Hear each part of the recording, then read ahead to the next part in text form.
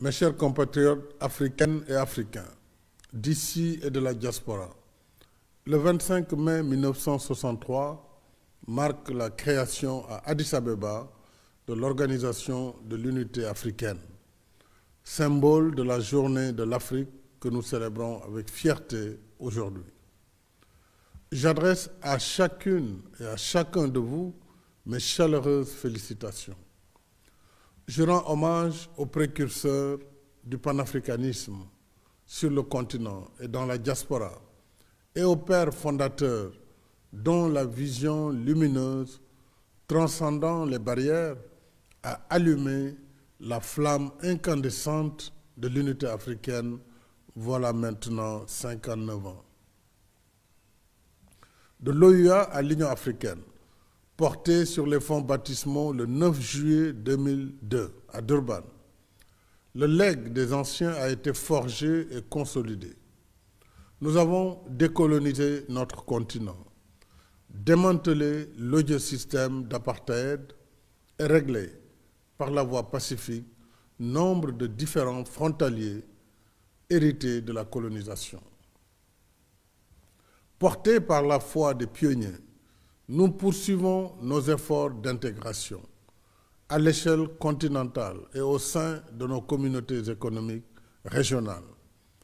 À travers l'agenda 2063 et les initiatives du nouveau partenariat pour le développement de l'Afrique, le NEPAD, enfin par la mise en place progressive de la zone de libre-échange continentale africaine.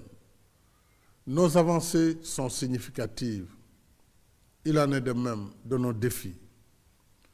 Je pense à la paix, à la sécurité et à la lutte contre le terrorisme, à la protection de l'environnement et au développement économique et social inclusif, tenant compte des besoins spécifiques des jeunes et des femmes, notamment l'éducation, la formation, l'emploi et la lutte contre les violences faites aux femmes et aux filles.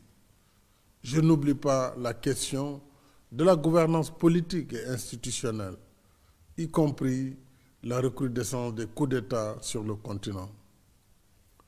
D'autre part, nous évoluons dans un environnement international peu favorable, où l'impact sévère de la pandémie Covid-19 est aggravé par les conséquences d'un contexte mondial conflictuel et la persistance d'une gouvernance politique, économique et financière inéquitable. Mais au lieu de brider nos ambitions et paralyser notre action, les défis que voilà doivent au contraire revigorer notre foi dans notre destin commun et solidaire. Ils doivent nous rappeler que si nous voulons libérer tout le potentiel de notre continent, il nous faut d'abord compter sur nous-mêmes, resserrer nos rangs, être plus unis et solidaires et croire davantage en nos propres capacités à construire l'Afrique de demain. J'appelle à la mobilisation générale de nos énergies et de nos intelligences pour bâtir ensemble l'Afrique de nos rêves. L'Afrique des routes, des autoroutes, des chemins de fer, des ports, des aéroports, des centrales électriques, des fermes agricoles, des produits pharmaceutiques et médicaux, des parcs industriels et numériques, mais aussi de la création artistique et culturelle et du génie sportif. J'invite particulièrement notre jeunesse à porter et amplifier le message. Ainsi, ferons-nous de notre souveraineté, plus que la proclamation d'une promesse, une réalité conforme à la vision des anciens. Ensemble, continuons le travail.